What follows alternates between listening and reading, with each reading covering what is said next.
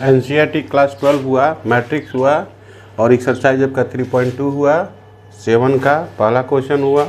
आइए इसको देखते हैं। इस एक्सरसाइज को मतलब इस एक्सरसाइज को अच्छी तरह से ध्यान दें, क्योंकि इस पर सवाल बनते रहता है और परीक्षा में ऑब्जेक्टिव या लॉन्ग क्वेश्चन भी इससे आ सकता है। ये बहुत ही इंपॉर्टेंट चैप्टर है मैट्रिक्स सीखने के लिए। तो यहाँ हम लोग देखते हैं, यहाँ 2 इक्वेशन दिया हुआ है। इक्वेशन फर्स्ट दिया हुआ है x + y = ये मैट्रिक्स हुआ, 2 × 2 का ऑर्डर हुआ, और x - y = 3 0 0 3 मैट्रिक्स, यानी 2 × 2 का ऑर्डर है। दोनों में 2 रो कॉलम है, दोनों में 2 रो और 2 कॉलम है। तो आइए इसको हम लोग देखते हैं कैसे क्या किया जाए। तो सबसे पहले हम लोग इक्वेशन फर्स्ट लिखते हैं, x + y = 7 0 2 5 इक्वेशन 1 हो गया। और उसके बाद आपका दूसरा जो है x - y = 3 0 0 3 हो गया। ये आपका इक्वेशन 1 हो गया और ये आपका इक्वेशन 2 हो गया। अब देखा जाए दोनों में क्या है, तो दोनों में x और y दोनों में प्लस माइनस में है, तो जोड़ेंगे यानी ऐड करेंगे तो क्या हो जाएगा, कट जाएगा। तो क्या लिखेंगे,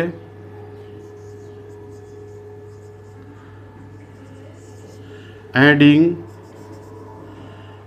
इक्वेशन 1 and 2 वी गेट।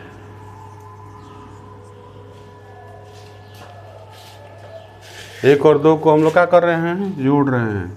तो जोड़ेंगे तो क्या हो जाएगा, ये आपका प्लस माइनस में कैंसिल हो गया, और ये वक्त x 1x कितना हो जाएगा, 2x = 7 0 2 5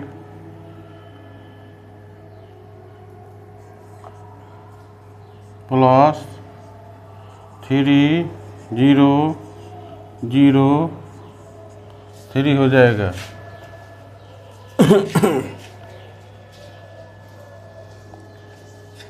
2x = देख रहे हैं 2 × 2 के ऑर्डर में है, तो जो समान एलिमेंट्स है यानी उसको समान एलिमेंट्स के साथ ऐड किया जाता है। A11 को A11 के साथ, A12 को A12 के साथ, A21 को A21 के साथ, यानी हम लोग क्या करेंगे अगला स्टेप में, तो 7 + 3 हो जाएगा, 0 प्लस बीच में प्लस है 0 हो जाएगा। उसके बाद क्या हुआ आपका 2 हुआ प्लस 0 हो गया, 5 + 3 हो गया।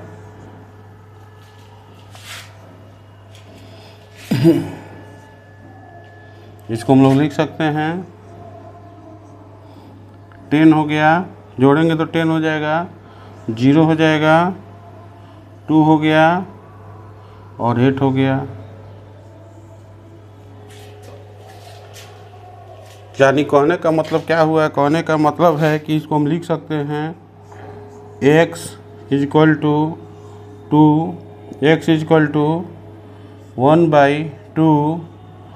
मैट्रिक्स का मान आया हुआ है हम लोग के पास, कितना है, 10 आया है, 0 आया है, 2 आया है और 8 आया है। इसको मैट्रिक्स में लिख दिए हैं। = मैट्रिक्स में 1/2 से मल्टीप्लाई करेंगे तो सभी में अंदर में क्या होगा, सभी में गुना हो जाएगा। तो क्या हो जाएगा 10 × 1/2, 0 × 1/2, 3 × 1/2, 8 × 1/2। यहाँ देखिए, यहाँ कटने वाला है 2 5 जा 10 होता है, 2 2 जा ऊपर नीचे 1 होता है। 0 में किसी से मल्टीप्लाई करते हैं तो 0 होता है, 8 4 जा 8 होता है। यानी कटने के बाद हमारे पास सामने क्या आया मैट्रिक्स में यहाँ 5 है, 0 से कुछ में गुना करेंगे तो क्या होगा, 0 हो जाता है। यहाँ ऊपर नीचे सेम होता है कटने के बाद तो 1 होता है। और यहाँ क्या होगा, 4 से 1 में करेंगे तो क्या होगा आपका 4 होगा।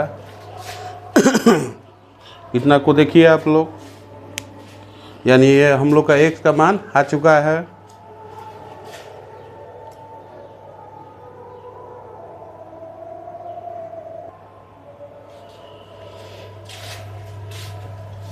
x का मान हमको आ गया। x इक्वल टू क्या हुआ, मैट्रिक्स में 5 0 1 4 हो गया। इस मान को हम लोग किसी भी इक्वेशन में रखेंगे तो y का मान मिल जाएगा। तो हम लोग इक्वेशन 1 में ही रखने जा रहे हैं।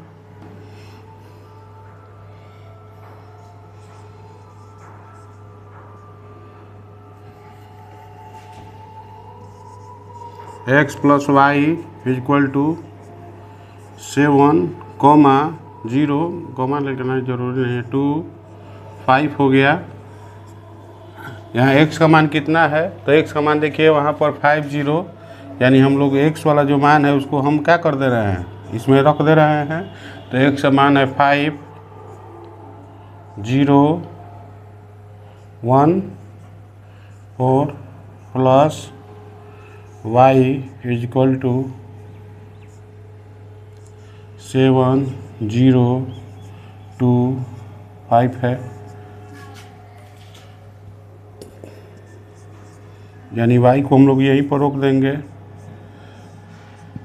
बराबर के पहले से क्या है, 7 0 2 5, यहाँ प्लस में है, मैट्रिक्स उतर जाएगा तो क्या हो जाएगा, माइनस में हो जाएगा।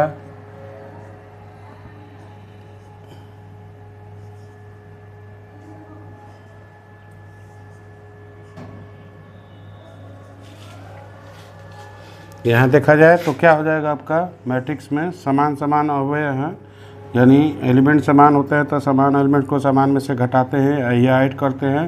तो माइनस है तो हम लोग माइनस ही करेंगे। 0 माइनस 0 हुआ आपका, और उसके बाद 2 - 1 हो गया, 5 - 4 हो गया, इक्वल टू क्या हो जाएगा,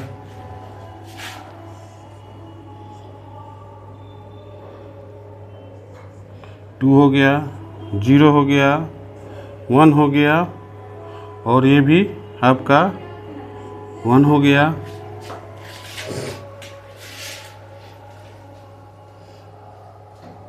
इसको देखिए किसी तरह का, यानी हम लोग अभी x का मान निकाले हुए थे, यहाँ पर आया था, और अभी जो हम लोग मान निकाले ये मान किसका हुआ, y का मान हो गया।